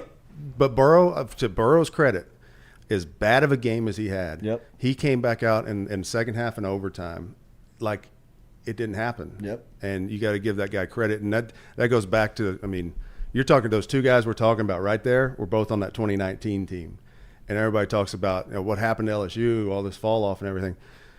There were some elite players on that team, and those 2 are still playing together. You're talking about making connections and things but you also had Justin Jefferson on that team. You had Clyde Edwards-Helaire on that team. You name it, and you look around, Clyde Edwards-Helaire scoring touchdowns yesterday, and so it's amazing what LSU did for that year to get Cade York that hit a 58-yard winner. to win the game. That's like, first game. Yeah. I think Cleveland was 0-16-1 on opening day. Oh, wow. The last 16 years. I've actually been a part of a lot. The Bengals used to play the Browns almost every opening weekend. It just seemed like we always played them, and they always gave us a hard game, first game, but we always ended up beating them, and that was kind of the whole thing. So they broke that. They finally broke that. But now, I thought Baker was going to bring him back in that game and then have his little revenge, but then Grand Delpa with a pick. Yeah. LSU everywhere yesterday. Coach, I know you got to hit the road. Yep. Thank you for stopping in. We're really looking forward to getting you in more as our chat is blowing up talking about your insight. So really appreciate it. Coach Kyle Caskey will be here as a regular on the Jordy Culotta Show all throughout football season, giving his insight. Next, we'll talk New Orleans Saints with Ross Jackson. He's over in Atlanta. We'll talk about the Saints. Speaking of a fourth quarter comeback, Jameis Winston was putrid for 3 quarters yesterday, threw for 250 and 2 scores, 13 of 16 yesterday in the fourth quarter alone. 2 Mike Thomas touchdowns later, the Saints get out of Atlanta with a field goal victory. We'll talk to Ross all about it coming up next year on the Jordy Culotta Show with Coach Kyle Caskey signing off. Brought to you by Go Chevrolet. Make sure and hit that like and share button.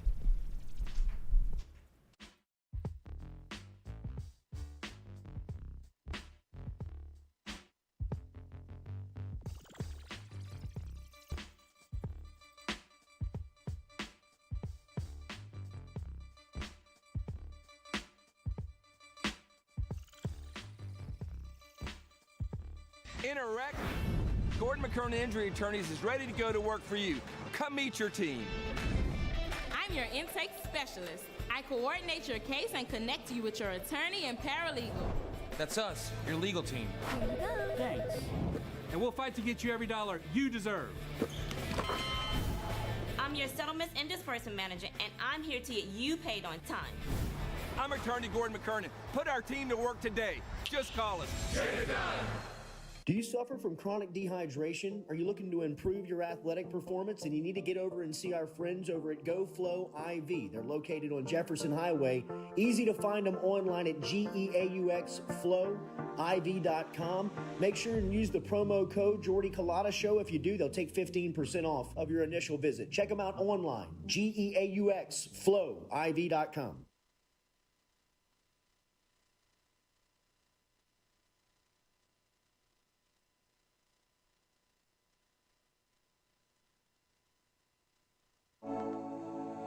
Looking to book a dumpster but no idea how? We've made it quick and easy for you. Check out our website at moralesrolloffs.com. Let Morales Roll-Offs know your desired delivery date, and finally, provide your contact details. To make payment, look out for an email invoice with all your booking details. On delivery day, our driver will notify you through text and email that your dumpster is ready and on the way. Now you know how easy and convenient it is. Call Morales Roll-Offs at 225-427-0000 for your dumpster. St. James is always good, and now they get Preon in. So you wanted to get back into St. James. You had Jones come, you lose Preston, now you get Preon. That's a good school to have a foot into. They've shaken up the staff a bit, so I'm excited to kind of see what they've got this year. But in terms of Preon, he's ranked everywhere as an athlete. I mean, LSU has recruited him at receiver, so that might put an end to the receiver run here. You've got 4 guys, and Kyle Parker and Jalen Brown from outside the state, Shelton Sampson, and now Preon inside the state. I guess you could take more. They only have like 8 scholarship receivers on the roster right now. It's like 8 good guys, but they're not as deep as you normally would be. So maybe they go beyond 4. But very good start for Cortez Hankton at the position. And I think a lot of people are, coaches and fans alike, are eager to see Preon as a senior because he's been at Ascension Catholic, which is 1A, I think. So a big jump up in classification and competition playing at St. James and down in the River Parishes. I think it'll be interesting to see. He's going to return some kicks and punts and see kind of where they put him on each side of the ball, but receiver is going to be what everybody's watching. I was embarrassed about my smile.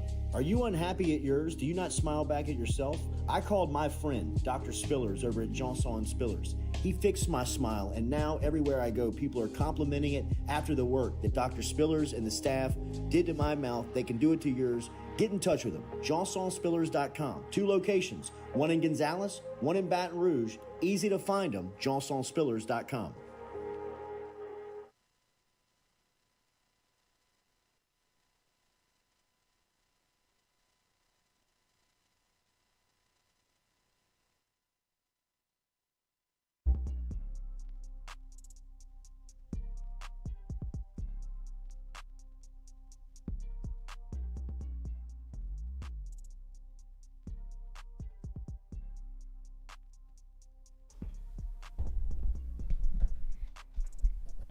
All right, welcome in to the Jordy Culotta Show, driven and powered by Go Chevrolet, live here on this Monday morning as we appreciate Coach Kyle Caskey coming through here, giving us a little insight to the weekend. You know the most impressive thing I saw on Sunday?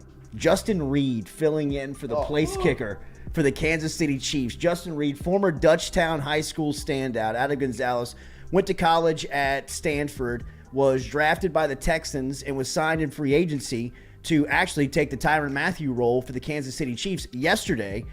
Is it Suckup, the kicker? Butker. Is it Butker was the kicker? Butker. For Kansas City. He goes down.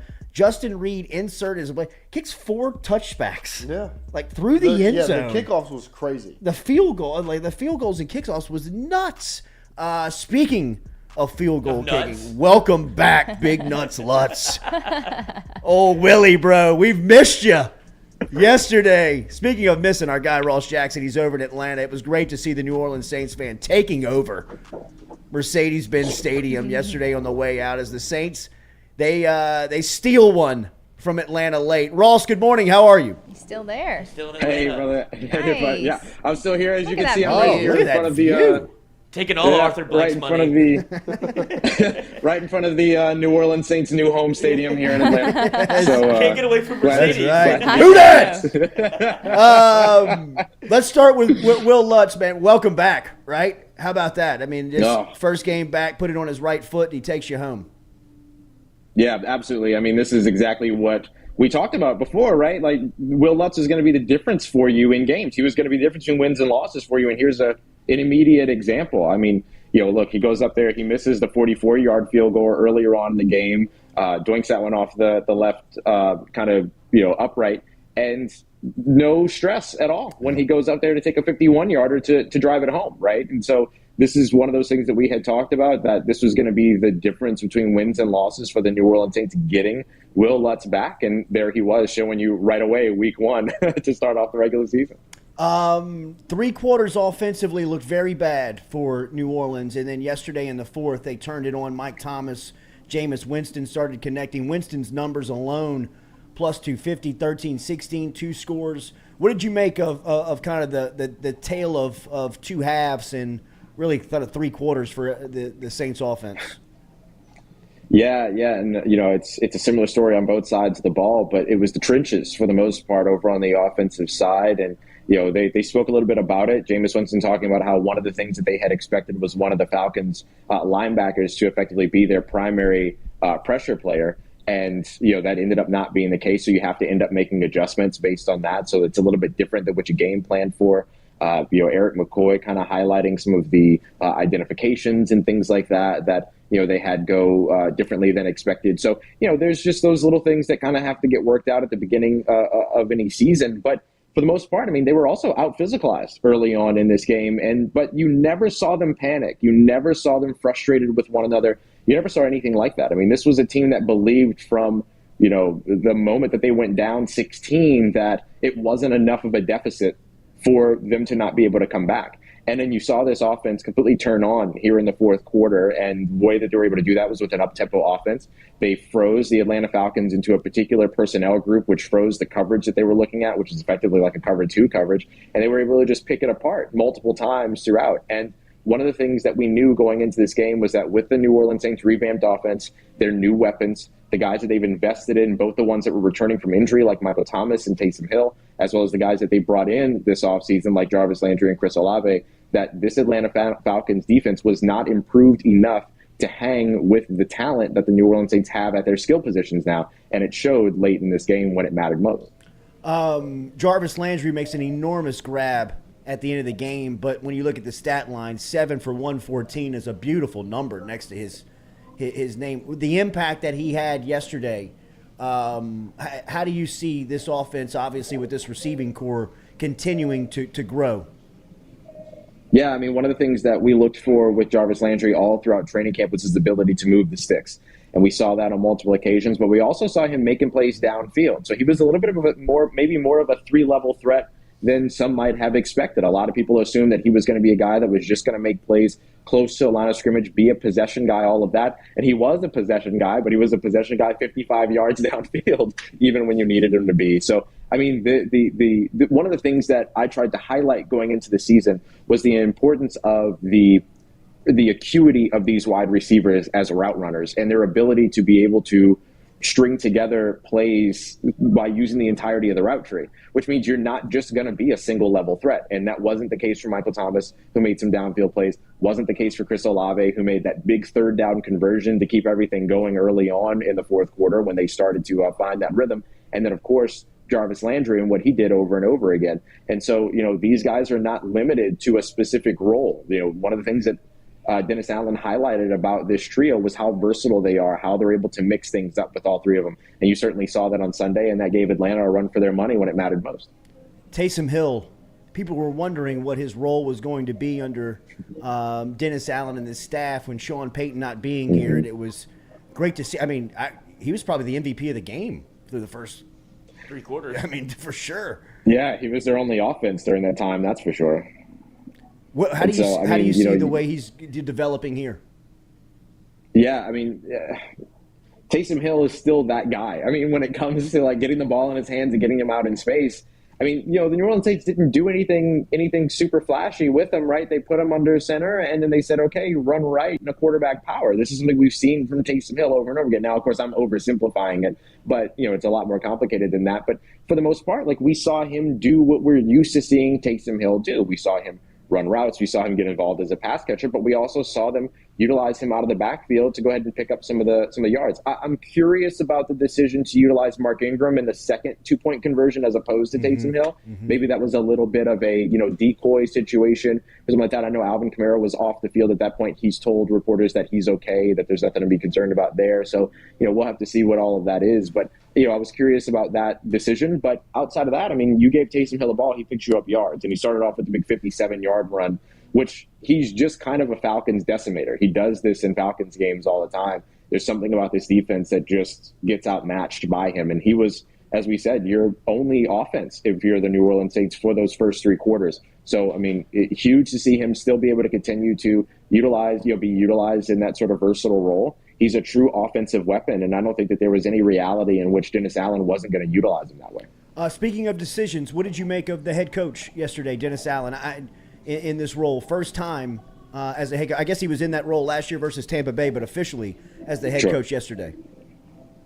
Yeah, I thought that he, just like the rest of the team, stood up at some of the biggest moments when they needed him most. I mean, to be able to come in and have that clutch performance both on the offensive and the defensive side as well in the fourth quarter, getting those stops, getting the ball back to their offense, all of that. I mean, that's all hard to ignore, knowing that this is, Dennis Allen's first game as officially as the New Orleans Saints head coach, as their full-time head coach.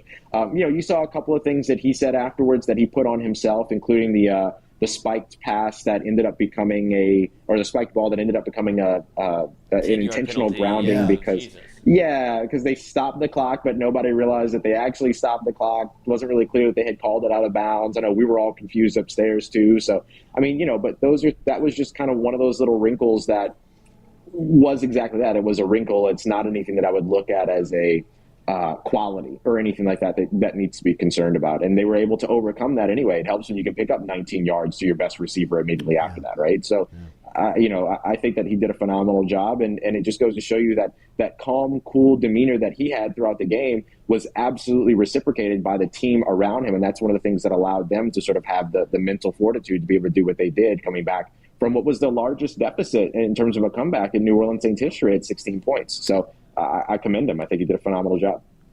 Man, it was awesome to see Mike Thomas flexing yesterday. He looks like his head's right, his mind's right? Where is he physically and mentally right now? I mean, he's on top of the world right now. I mean, talking to him after the game, he was super excited, obviously, about the not just his performance, but about the team's performance. I mean, he has a team around him right now that takes a lot of pressure off of him because of what you can do when Taysom Hill has the ball in his hands, what you can do when Alvin Kamara has the ball in his hands, the receivers of Jarvis Landry and Chris Olave, what they're able to do. I mean, it takes a lot of pressure off of a guy like Mike that just, 3 years ago in 2019, what felt like he was the only option. And even though Michael Thomas is coming into 2022 saying he's trying to top 149 catches on the season, I'm sure that there's another part of him that understands and that appreciates the fact that he doesn't have to be the sole guy, but he still gets to be the go-to guy. And that's what he was multiple times in this game. And so, you saw him immediately afterwards talking about how much he loves the organization, loves the team, loves the coaching staff. He's completely, bought in, which is no different than what we see in the entirety of the offseason so far, especially since he popped back up at training camp and shocked everybody by being on the field the first day of camp. So, I think mentally and physically, physically you saw, right? Physically you saw it every step of the way. But mentally he's in the right place and he's ready to do more. He said that this is just the tip of the iceberg for this New Orleans Saints wide receiver room. Okay, now I get it on Pete Werner. now I understand why they hang on to him. That was pretty impressive yesterday.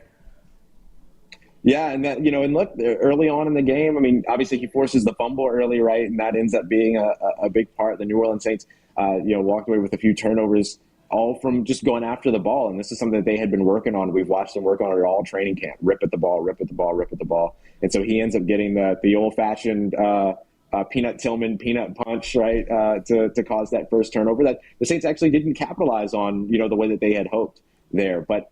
Him and his coverage from sideline to sideline, his ability in the run game, which, the Saints struggled in the run game. They allowed a 100-yard rusher in Cordero Patterson, who they just consistently have some trouble against Patterson. And remember, the Saints, for a long time, it was one of the most overblown, streaks that we've ever seen was the streak about the New Orleans Saints not allowing a 100-yard rusher for 20-something games or whatever. But, it was still a laurel, right? It was still a sense of pride that was attached to that. But the Saints were not that team yesterday, but they weren't early. But, guys like Pete Werner, Demario Davis, Cam Jordan, they all showed up in that fourth quarter. So kind of just like we talked about sort of the tale of 3 quarters to 1 quarter on the offensive side, you saw that on the defensive side as well, and Pete Werner was a big part of that.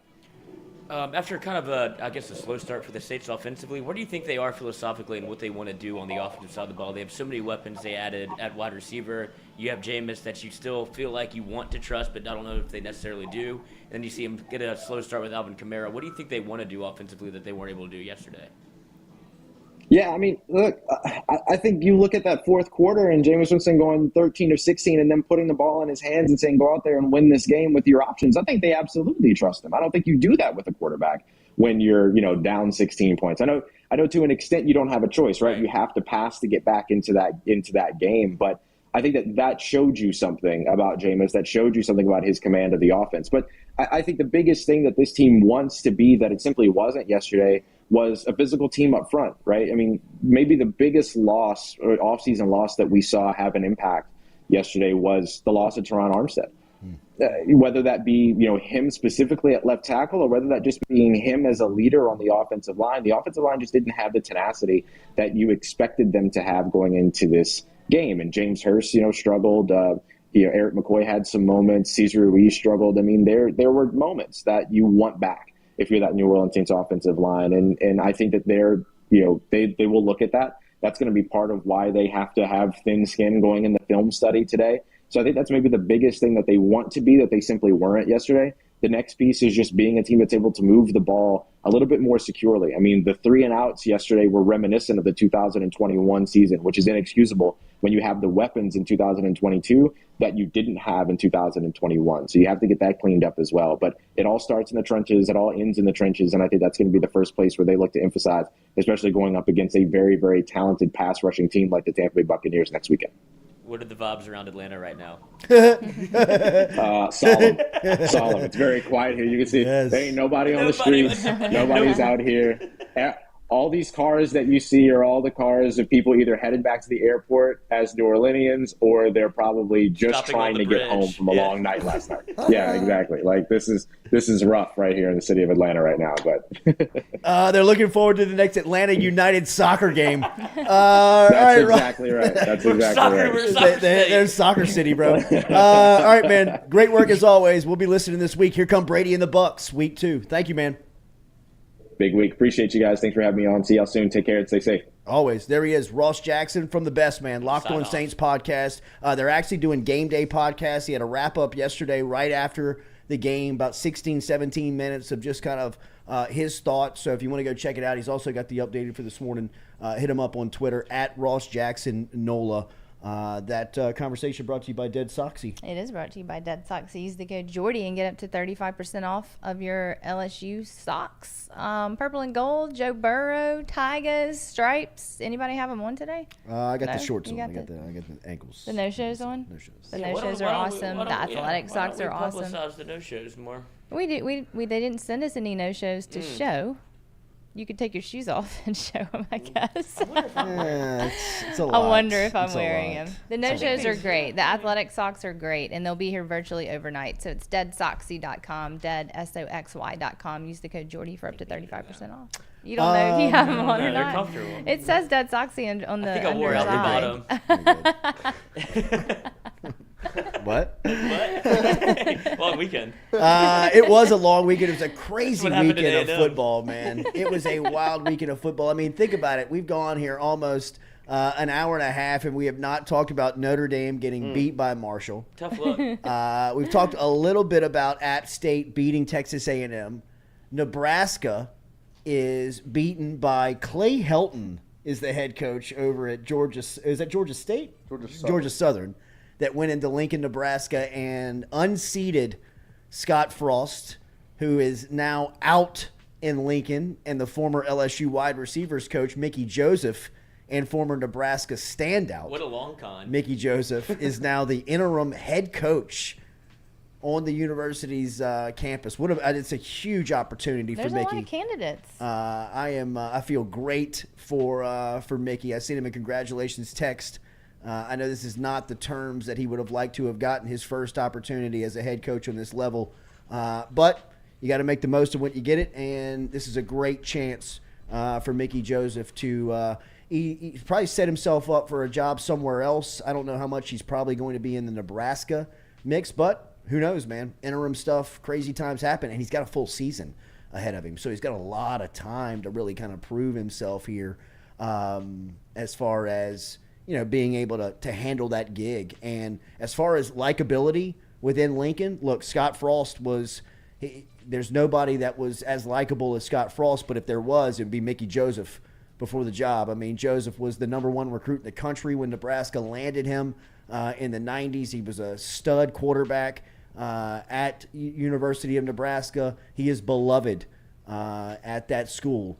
And we'll have every chance. That makes it even more sad. For Scott Frost? Yeah. No, he had ample opportunity. He should have been fired years ago, last year. The reason why he was not fired is because they liked him. I know. And It's still sad. Nebraska was supposed to be back. They wanted him so badly out the door. They could have saved, I think, $2 million. Why didn't they do it fired sooner? him. Why did they wait till week 2? It was $7 million. It's $7 million. If they waited to the end of the month, and they're like, they'd have no. waited to fire him until October 1st. Well, why'd they do it now? Why didn't they do it before Because the they've season had enough. started? Because we're But why keep not do losing. it before the season started if they Because knew you who give he it one more was? chance. Yeah. 2 games? Yeah, that was it. Wait, they looked bad. You can't lose both. I know. In the fashion that they lost them. And if you're I mean, Nebraska, they were up 11 against Northwestern in the fourth quarter. Onside Got kick. beat. Onside kick. It's still sad. That's his legacy. Did y'all know Urban Meyer's in the running for it? We should have asked our guy. He is. Bill He could be- O'Brien, Mark Stoops, Matt Campbell. You know who I You know I think it. Hugh Freeze. Keep it cold. He's not on there. I see Yeah. like some of the names that are popping up. I feel like Y'all are missing Nebraska, the most obvious candidate Well, I feel like there is. Nebraska doesn't hold the same weight that everybody thinks it No, it's does done. anymore. Like, But they're trying to come I back. don't think like Matt Campbell would leave Iowa State. There's no to way go to Nebraska. There's no way he would. Iowa State at this point right now is a better job. Yeah. It's a better job than Or Nebraska Bill is. O'Brien leaving. There's I no mean, it's a way. head coaching job, but Yeah, you're at that's the thing. Alabama. No way. You Jim know who's Leonard? out there waiting in the wings? Old Coach O. Oh my God. This is perfect for Nebraska. Oh my Get the black God. shirts out, baby. Oh my Bring it God. back. Bring back the black shirts. Or maybe less. Maybe put them together Up on in the his same neck of the staff. Same staff. No way. That See, would be that's Ben Miles calling the plays in for Texas A&M. He's a hot seat. Jimbo Fisher's, I guess, hand signal. He's sending the plays in. Jimbo I don't Fisher know. to I don't know Nebraska? who would want. Hugh Freeze, I guess, would probably take that job, even though they're paying him at Liberty now. I don't know who would take that job just because Nebraska it's a dead end job right now. I mean, it really is. I mean, from the sense of Nebraska gained their popularity in the 90s because they were on television. that's what like they were selling was they would go to these Texas and Louisiana recruits and say, hey, come to Nebraska, you're going to be on television every weekend. And at that time, like that was a huge draw. That was a huge deal. But then television contracts, recruiting, SEC, recruits started to figure out, I don't have to go freeze my ass off up in Lincoln, Nebraska for half the year. I could just go down to like Miami or Florida or LSU or Texas A&M, wherever it was, and I can play on TV every weekend now too. So once that really caught up with Nebraska, they haven't had a recruiting advantage, really since Tom Osborne. I mean, they were running the wishbone. I mean, so Nebraska either has to get real with themselves or keep going to volleyball games. I mean, that's a great, great example of where they are. For God's sake. I mean, that's how badly they want to cheer for give something. you a winner. Yeah, Bobby. Good Lord. So, good for Mickey Joseph. He's got a great opportunity. But run it back with Coach O, Bo Pelini. Wow. Bring the whole Bo staff Pelini. together. That's what I was about to say. Bring Bo Pelini back. He was their best coach since Tom Osborne. Yeah, without question. And, I mean, they couldn't wait to run him out. Right? The cat. And then some other news from the weekend. Notre Dame is now 0-3 under Marcus Freeman, which for the first time in Notre Dame history that has started, a head coach has started over. And this is too easy. So I'm not going to pile on because this is just very simple in the sense of the Notre Dame fans have been so loud. Yeah, they have. Y'all have been so vocal all off season and the recruiting swag and all the stuff. He looks great in the we uniform. get it. Yeah, he looks great. He's everything he checks the box to, just except for winning. You know what I mean? It's a big deal. He fills the coach's polo out tremendously. He jumps on the sideline. He's got a great recruiting pitch. All of the staff hung around. Everybody was dumping on Brian Kelly. He was not likable. He couldn't win big games. Well, Marcus Freeman, as we said, be careful what you wish for up in South Bend. Because an unproven, no experience head coach at the University of Notre Dame can shove you back to the Charlie Weiss, Tyrone Willingham days in a snap. I mean, look. LSU has seen number 1, number 2, number 3 recruiting classes come in to rot in Baton Rouge when you don't have a quarterback around all these 5-stars and you go 8-4, 7-5. And one thing that this is going to do to Notre Dame is if they continue to lose and they fall out of relevance, it will push them into a conference. Yeah. Like they will not be able to stand alone and think their arrogance and confidence is everybody wants to come play with us. Nah, man. When you're a loser, when you can't win, and you got no respect around the program, you're going to have to either jump into the Big Ten or the SEC. So waking up this morning, I guarantee you Kevin Warren and Greg Sankey they're paying a lot of attention to what's going on at Notre Dame because how much is the recruiting effort going to kick up between both of those conferences to see if they can't nab, which in my opinion is just kind of the golden goose, no pun intended, of college football right now because of all of this conference realignment and TV contracts and super conferences and everything that seems like is coming to football. People need eyeballs. They need relevance. They need importance. They need, a built-in alumni base like Notre Dame's that comes with entire television markets. You bring in Notre Dame, you get Chicago. So you just watch out. It's a very slippery slope. They'll never give that up. It's all they have. They their will hats. have to. That's what is They going will to never be realize forced to it. them. Yeah, well, if you don't, you'll die. Well, you know what I mean? It's a lot like the Catholic Church. You will die on the vine. Yes, well, yeah. They're going to hang on. This is the way. Well, what did they drop to? They were number 8. They should have been 8. I know, but they were. And going A&M was into that game. 6-24. Yeah. Notre Dame is 8 to out. Texas I don't goes think from they're out. unranked to 20. And they should. Yeah. They should. Texas looked really good. You know what I mean? Like that was the most. That was the part on Saturday that was you were the most like, back they've ever I mean, been. it was absolutely. They were flying around out there. They were making plays. Their defense looked fast. Their offense looked good. The defense is what surprised me. I mean, their defense was definitely all over the place. And as surprising is that Alabama doesn't have a game breaker. Yeah. Their best player is Gibbs, the transfer from Georgia Tech. They couldn't stop giving him the They ball. couldn't stop. And, I mean, like, they were throwing it to him. They were running it with him. They don't returned have kicks. they do not have – they don't have the guy. They don't have Jamison Williams. They don't have Jamison Williams. They don't Amari have Cooper. – I mean, in between Julio Jones and Jamison Williams, name all the dudes. Yeah. Right? From Ruggs to Judy all along the way to Devonta Smith. They don't have any of those cats anywhere on Alabama's roster. Yeah.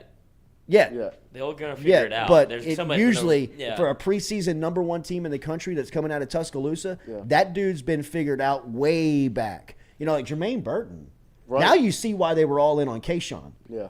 Like, they were Ugh. recruiting the That hell Ugh. out of Kayshawn because they were looking at Kayshawn saying, bro, That's what we you're need. the guy. Yeah.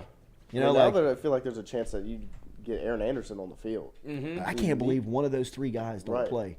Law, Preston and or Anderson. Anderson don't play when Because you look at those guys catching the ball for – Right, because if Bryce Young's just like a little bit worse than he is, you don't win that game. Because he did it himself. Yeah, he did. That's what I was going to say. You talk about not having a game breaker. They do. He's under center. Yeah, I mean, he was the most impressive thing about Alabama on him on Saturday. shaking that corner blitz and just absolutely Houdiniing out of that and winning the game was like, okay, he might win the Heisman again. Will Anderson was shook. Yeah. First time I've ever seen Will Anderson in a moment in a spot like that where, I mean, that personal foul call was can't that was happen. easy. Yeah. Like, that was an easy call. Like, The guy I was like, hit the what ground, is he? came up, and you- it's Saban's like right behind him. He does the. He just throws his hands up in the air. Saban's Even he Saban kind of was looked. losing his Saban's mind. hair. Yeah. He That was looked the awful. oldest. He the did look- oldest Yes. I've seen him look. That's what I It said was too. like he missed. What happened? It was like Yeah. he missed his hair appointment. Yeah. the color, the hair The color coloring he's using. and that it was there was no cut. Yeah. No, he looked old. He looked very like he looked Ernie his age McCracken. now. Finally, we've been talking about how good he looks, and now there he was You showing think his he age. goes hat for the first time? Both JoJo Earl and Anderson are hurt. So Okay. because JoJo Earl's another one that you were like, where's that guy at? Right. The back of the head was a terrible look. The back of the head was bad. terrible look. Really, all of It it. was I a mean, terrible look. he It looked did his look age. bad. He It did did. look bad. I mean, He'll be it fine. had to happen. Men's total health. I'll email. I'll get in his DMs later. Huge opportunity and for, Miss- but what's his you know wife's what? name? You know who Miss loves Terry. it? You know Miss who loves Terry it the most? For the O shot. Is Saban. Of course, to be a fly on the Because wall. in Saban, that this now postgame. gives Saban the opportunity to The walk MO. in there and say, "I Told told y'all y'all. were a bunch of bums." Y'all Y'all gonna that shit. y'all gonna listen to me now? Immediately upset with the horns down is so perfectly safe. It's like, what's the? As And what are soon- y'all doing? Like, As soon as the TV camera flips on him, catch it. perfect. I know. Quit that shit. I know. Like, God damn it. I love Not even it. for 1 second do you think you're going to celebrate this win. Like, the bus ride, no music. I don't want to see AirPods in. I want you sit there and think about what you did Yes. today. When? We got Crain. Do we have Crain? Crane said he's been in. Oh. Well, so he gets the show. Sorry about that, Jake. There he is. Easy blame. Blame Lloyd. Good morning, Jake. How are you, buddy? Gentlemen, what is up? I know A&M losing and Notre Dame losing. It's probably a tough weekend to be an LSU fan right now. I know you guys are really, really struggling. You feel really bad for those guys. But, nah, man, just to your kind of point about Alabama, I mean, we can't forget, about the Harrell kid from Louisville, too. He's the guy that they're kind of dependent on to be that vertical threat. Because you guys know as well as I do, when you have a vertical threat, it opens up a lot in the intermediate, opens up a lot on the interior. And if you look at the young guys, whether it's Holden, whether it's Prentice, I mean, kind of a microcosm of their receiving core and kind of their youth a little bit without those guys is, Prentice was supposed to sit down in that zone, and it looked like Bryce threw it behind him. Yeah. But Bryce knew he was supposed to sit in the zone, and if he'd have thrown it where, people thought he should have, it would have been a pick six to the linebacker. So they've got some growing up. I will say this, though. Bama's got really good players. And like you said earlier, Nick Saban, the last thing the rest of college football needs is Alabama to go play bad and win a close game. They may beat La Monroe by 1,000. It may be 1,000 to nothing this weekend. But just, a hell of a weekend for college football in general. What did you take away from Texas? As physical as I've seen them play. They've had guys that can run, but just being able to physically match up. Now, the worst part about it for Texas is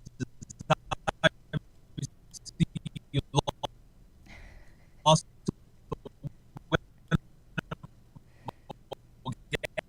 game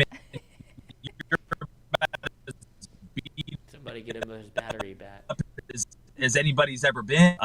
They're towards the end. So, at the end of the day, it was a great shim. Sark said he wanted Saban's respect, and he earned it. But, I think they're going to be feeling this, and I wouldn't be shocked if UTSA went in and beat them. Oh, wow. That would be epic Texas, bro. That would be like LSU epic Texas. I mean, no, I know San Antonio's not. Yes. No. All right, dude. What about A&M? Appalachian State was a better team. That's the most concerning part, right? Yeah. Well, obviously you talk about the quarterback. We know how important that is. But I was shocked that A&M wasn't able to run the ball with really any success consistently. And then defensively, they weren't able to stop the run. I mean, App State's an old veteran team, but they're not big. Science is science. Physics is physics. And when I said that I didn't think Haynes King should be the guy and Max should be the guy, I mean, A&M fans were showing up to my house with pitchforks and torches, and now all of a sudden they all hate Haynes King, and Haynes King was never that good, and none of them ever thought Haynes King was any good, and Jimbo can't coach a quarterback. So once Max Johnson more games and end up going 8-4, I had him going. But, dude, I tell you what, App State, that game went exactly how App State wanted it and needed it to go. Think about this, guys. If A-Chain doesn't run a kickback for a touchdown, that game's not as close as it is. Yeah. From the other storylines this weekend, Kentucky, Florida, in the SEC. Kentucky went out there and just kind of they pushed them around, right? I mean, mid-second quarter on, Florida couldn't do anything. They couldn't get anything moving. Yeah. Well, the thing that shocked me is I think Billy continues to, even against Utah, if you look, and some of it you can put on the coaches, some of it you can put on the players. There are zone reads where Anthony Richardson could have kept the ball against Utah and hit his head on the goalposts. Anthony Richardson is a okay to a little bit above average passer right now. Billy can't get in this thing of, we're going to turn him into a great pocket passer. He's gone after this year, bud. Getting him for another year. You don't know how behind him. You get to drive. It's like you drive it fast while you have it, and I don't think they're utilizing the run game enough where the offense can be effective, because it's not like they have weapons all over the field. I mean, Shorter's nice. They got a couple young guys. The running back, the transfer from Lafayette, is a good player. They're decent up front, a little bit better than what they thought. But I don't think they're utilizing Anthony Richardson's full skill set. And when you don't do that and you turn him into just a passer, that is not his bag right now. And we saw it, whether it was the pick 60 through, the miscommunication, whether it was the couple digs that he missed that he should have hit. There was just multiple things that, if you're able to run the ball and use him as a running threat, receivers magically start getting more open. Why? Because safeties start peaking. You have to start taking chances on the perimeter, stuff like that. So you got to take your hat off to Kentucky. I mean, now, do I think Kentucky's elite? Don't. I think they played well. I think they played somewhat clean outside of special teams, which was an absolute disaster. But Kentucky, to me, is the third best team in the East. I think Tennessee's the second. And as far as other storylines this weekend, BYU, Baylor, 2 OTs. Dave Aranda goes down on Saturday night, and the Baylor Bears. What'd you see? Physical. I mean, BYU was without, Mitt Romney or whatever his first name is. He's one of their best pass catchers. And you look at Pico Nakua, too, a guy that is unbelievably talented. He's their home run hitter. It was going to be a physical fist fight. And like I always say, man, this is like, if I'm Baylor, I never schedule a school that's based off of religion. Nobody plays harder than somebody trying to worry about the afterlife, man. I'd never do it. I'd never do it. It's just not a smart play. That and schedule triple option teams or go to Hawaii. Those are the three things I would do. Don't go to Hawaii. Look, BYU's got an unbelievably tough schedule. If you look at that schedule, if they're able to somehow navigate it, and now that Notre Dame game doesn't look as tough, to be honest with you, if BYU is able to navigate that schedule and go undefeated, it's going to be hard to keep them out of the playoff. Mormons versus the Catholics. Oh, the Holy War. I know. Look, we're going back to like the 1400s, man. Don't forget your slingshot. Yeah, that's exactly right. Well, I think the Mormons just started like 3 years ago, but other than that, like it just, I guess we're going back a ways. Jake, give me real names at Nebraska. Man, Here's the thing. I led the show off with this today. If they're smart, they'd hire Hugh Freeze, but they're not. They're not going to do it. You need to have somebody. You don't need to go hire a Nebraska guy. All right. You just tried that. And now even the guys from the Curse of Oak Island aren't going to find you either. The program's so buried right now. You need to either go get somebody that's young and exciting, like maybe a Kendall Briles. If you want to go on the defensive side, go get Jim Leonard. But they'll end up hiring like Gary Patterson or somebody. Yeah. Or, Brett Bielema, I don't think it would be a bad hire. But again, Nebraska doesn't need some, like old guy in there that's going to they did in the 70s. And the AD, Trev Alberts, came out and said, we need to stop worrying so much about the past and worry about the future. I agree with that. But go get Hugh Freeze. It's exciting offense. It's a competent offense. He can recruit the South. You'll score points. And they're like, oh, no, well, he did all this bad stuff. I guarantee you, the first year if Hugh Freeze wins 8 games, he could run for governor in Nebraska and win it. It'd be the greatest, the most wholesome American story ever. The coach that was down, brought back to life by Nebraska. I mean, that's as American as apple pie, dude. It's so's Ashley Madison. Look, the hashtag don't use the school phone. Yeah, seriously. Have a great Monday, Jake. We appreciate it, brother. We'll talk to you next week. Sounds good, man. Jordy, getting you on soon. Appreciate you guys. All right, bro. Later. There's Jake Crain checking in this morning at JakeCrain _. Remember, Crain and Company. You can find him every weekday morning as they get going pretty early over there. Brought to you by Edward Jones. Totally normal phone over call. At Edward Jones. Yeah, he's tweaking a little bit. Dude. Might have found more wine. My bad for giving credit to Lloyd. No, it's okay. No, it's all good. It's all good. Hugh Freeze loves Jesus too, though. So loves Daniel Newman. Big Jesus guy. Speaking of loving, my man, if you love money, if he didn't get in touch with Daniel Newman. Have anything be forgiven for? Daniel.Newman at edwardjones.com. He's Also located in Central Louisiana. Stop in and see him right across from Stab's Restaurant. If you work in the industrial space, if you work in the plants over here, get in touch with him. He's got great experience over there. Daniel Newman. Daniel.Newman at edwardjones.com. Daniel.Newman at edwardjones.com. We'll come back and close it out here on the. He's like, please leave Jesus out of my ad Jordy read. Culotta. I didn't pay for that. Riveted powered by Go Chevrolet. Taxes are fake.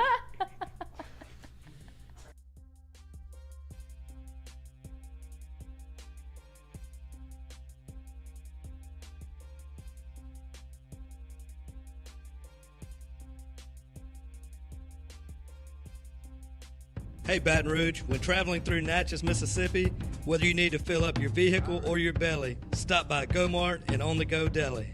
Go-Mart has clean restrooms, community coffee, an awesome beer cave, and a great selection of anything you might need on your trip. So stop by Go-Mart at 4 Sergeant Prentice Drive as you're entering Natchez on the left, and visit Tom and Wright Granning and their awesome team at Go-Mart. Looking to book a dumpster but no idea how?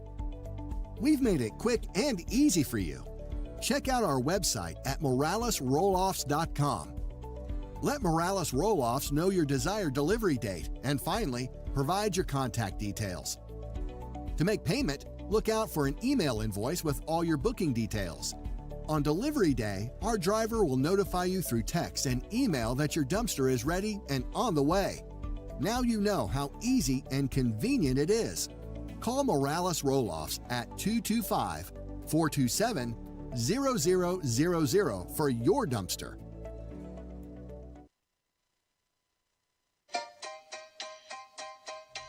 Hey fellas, it's Jordy Culotta for my friends over at Men's Total Health.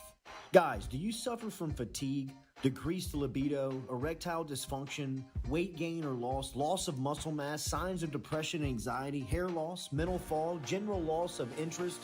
Then you might be suffering from low testosterone. Go see my friend Mike Roach and his great team over at Men's Total Health, over in Metairie at menstotalhealth.net online. And stop in and see how they can change your life today. A simple shot and some knowledge from Mike Roach can get you back up, moving with your energy, get your sex drive back, build your muscle mass, make you feel young again. All online, menstotalhealth.net.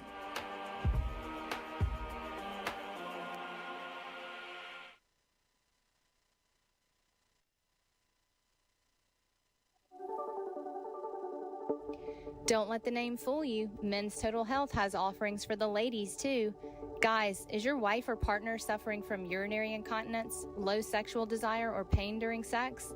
Then the O shot might be for her. Don't let it scare you. It's totally natural. It's PRP. And Mike Roach and the crew at Men's Total Health will make you as comfortable as you can be.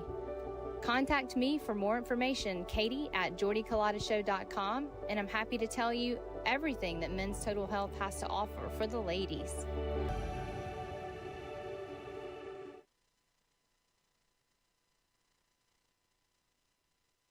Do you suffer from chronic dehydration? Are you looking to improve your athletic performance and you need to get over and see our friends over at GoFlow IV? They're located on Jefferson Highway.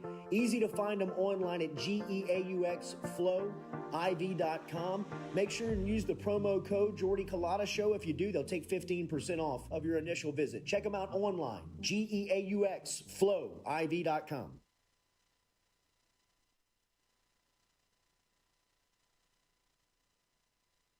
In a wreck, Gordon McKernan Injury Attorneys is ready to go to work for you. Come meet your team. I'm your intake specialist. I coordinate your case and connect you with your attorney and paralegal. That's us, your legal team. Thanks. And we'll fight to get you every dollar you deserve. I'm your settlements and disbursement manager, and I'm here to get you paid on time. I'm attorney Gordon McKernan. Put our team to work today. Just call us. Get it done. Southern Eye Center is located at 6859 Jefferson Highway right here in Baton Rouge, has been serving your eyes for over 40 years in the capital region. They offer friendly service in a helpful environment with the highest level of personal care to manage your eye health and vision needs. If you want more information, log online to southerneyecenters.com. That is southerneyecenters.com. Stop in and check out their beautiful office located on Jefferson Highway right here in the capital city. And remember, each time you walk in there and you mention the Jordy Culotta Show, Dr. Ann Shaw and Southern Eye Centers will take 25% off of their fantastic selection of sunglasses. All you got to do is mention the Jordy Culotta Show. Check them out, southerneyecenters.com, and located at 6859 Jefferson Highway.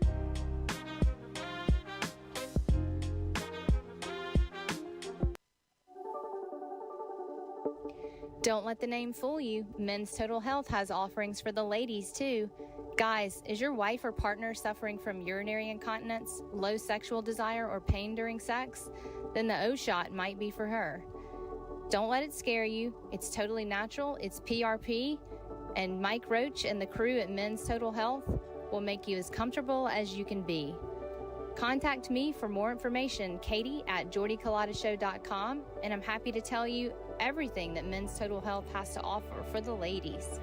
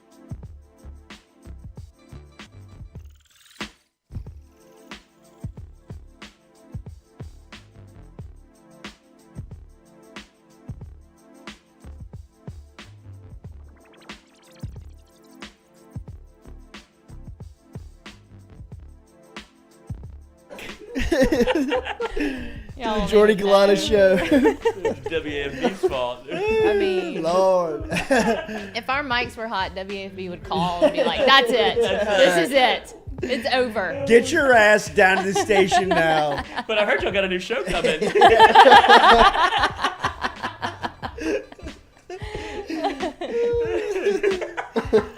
Shout out to Mikey Montook and Mic'd Up coming up this afternoon. We Hell yeah. we got some big news over here at FM Digital Media. We begin construction on our new studio today that Mikey will originate from. We've also got some other shows and talks that are going to come out of that room. Don't forget, Hold the Rope originates here in this studio. We've got Skip set up here in this studio on Tuesdays, along with Tommy Crain and the crew for Hold the Rope every Tuesday night, Hey, 6 to 8 o'clock. Fucking nuts off. Make sure you follow and subscribe. Mic'd Up Monday, Wednesday, Friday. Hold the Rope on Tuesday. We got Rohan Where My Dog's At every Thursday, 6 to 8 o'clock. Jordy Culotta Show Monday through Friday, 7 to 9 a.m. Subscribe, like, share. We appreciate all of the interaction and all of the support here. As I'm looking forward to getting out to the game this weekend, LSU Mississippi State. I think it's going to be a good game. I think it's going to be a really looking forward to good game. Yeah, you should be, because we had a call into Red Stick Sports that I made over the weekend. Oh, shit. I wondered if you were we going to remember that. We have called your bluff. All this shit talking you've done I was on ready. no I was accountability, prepared. on people not coming through on the uniform. There is a couple of sizes ready for you to try on. I got an XS. I got an extra small, and then I got a small. It's very sweet. Depends if And then I went high pant. Stirrups pulled up. No, you did not. And then there's a Little League Tigers team in town that Red Stick does the uniforms for. That's going to be a 2-button with an 8 Matuk on the back. What? Are you kidding me? What do you mean? You did all this? I did all of this. I did all of this. This is like the crawfish I thing. don't believe you. All of your, you don't believe me? Yeah, sweet. I love that even more. You can tell when Jordy's you're gonna be like even kind more of finding shocked. his way through a conversation. This is the truth. Yeah. This is a crawfish boil What am type I feeling I supposed to have. do? That's what I'm saying. I'm supposed to go to Red Stick and try on No, this? I'll do all that. No, I'll pick it up for you. Oh, I'll you pick it are? up for you. Yeah, no problem. yeah. No problem. Because I got a couple of selections I I'm don't going have to choose to do from. a thing. What's that? I don't have to do a thing then, but wear it. Yeah, but wear it. Yeah. Can I wear anything on my body that says I lost a bet? Do you do whale tail with the jock strap? You see Kim K's jockstrap photo? No. How did you not? It broke the internet. Are you kidding? She's blocked on my Twitter. I can't handle Kim the toxicity. Kardashian. Was it a jockstrap? Yeah, she had a jockstrap on, and her butt was in the jockstrap, pushed out of the back Well, now of her I need to pants. see Are y'all it. kidding? How did y'all miss this? How did you miss on that? Roblox. I mean, I don't understand. What was she doing? Just chilling? So can I wear something that says I lost a bet or no? Yeah, sure. Yeah, why not? Oh, really? Yeah, why not? Oh, okay. Bring a sign. Why not? Yeah. Okay. What would you wear? Just a little piece of tape or a label or something that says I lost a bet. With your Are you worried now? No, I'm not worried. It's just you were it's talking weird. so much. This is bizarre. You were Yeah, talking there so you go. much. I told y'all. That is true. Are you That is commenting over? that is I mean, the people have to see. This That's is a jockstrap. People have seen this. It's literally Yeah. broke When was the this? internet. When was this? It's a photo shoot for Variety maybe magazine. What does it say, Lloyd, on there? It's got to I say. haven't seen anything other It than was a a whole photo bunch of shoot. ass. That's all you see. I mean, that's Kim K. you can't really She get looks. past They, it. she dyed her They eyebrows. did dye her eyebrows. That's her? Yeah. All they did was colored her eyebrows. That's how different it can make you look. And no eyelashes. She usually has false eyelashes on. You don't watch Barry? She No. looks like NoHo Hank and Barry with the no eyebrows. Oh, yeah, they're pull just that up, blonde to too. match your Ryan hair. Shazier. It's just a look for the photo So shoot. who was the basketball Who cares? Look at her Charlie body. Villanueva. Yeah. Dude, Will Smith's gonna come down for this conversation and slap somebody. She's appropriating the culture. Yeah, it's a She looks look. bizarre. Ooh. Yeah, she looks. I'm kind of into it. Yeah, it's very different. It is. I mean, it doesn't look like her. No. I mean, that's probably what you like, huh? Oh, you know what we haven't even talked about was Coach O at the USF game? The ULL game. I didn't even Coach know O that. on the field. You didn't see him walking No. around with his +1? Who was his +1? A Same blonde. girl? Same girl. I guess. Oh, I the same- can't No tell. way. You can't No tell. They all way. look the same. Yeah. Wow. They all I'm look kind the of same. surprised he stuck with her this long. He with her No, or I'm her with surprised. him? Yeah, Well, there she, you go. I mean, she made the bed. Literally. Literally. Messy. Ugh. You don't, I mean, what do you think it's like? I don't know. It's not, Well, yeah, there it is. gentle. Oh yeah. Okay. It's Raging Cajuns gear. Flip it. Okay. Oh, yeah. Is that the same? That's the same one. That's the same one. Yeah. Yes. I mean, it looks.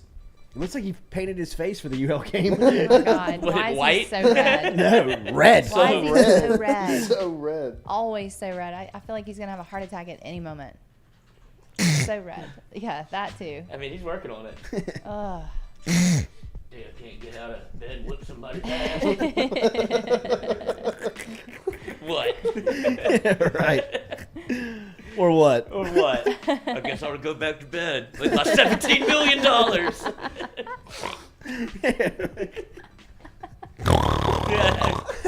Porky Pig. Oh my God.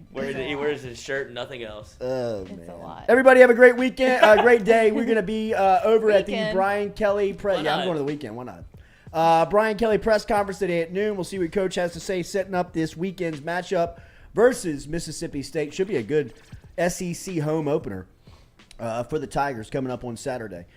We appreciate you being here. Make sure you hit that like button, share button, comment button. We'll be back with you tomorrow morning at 7 a.m. I bet Polian finds the podium today.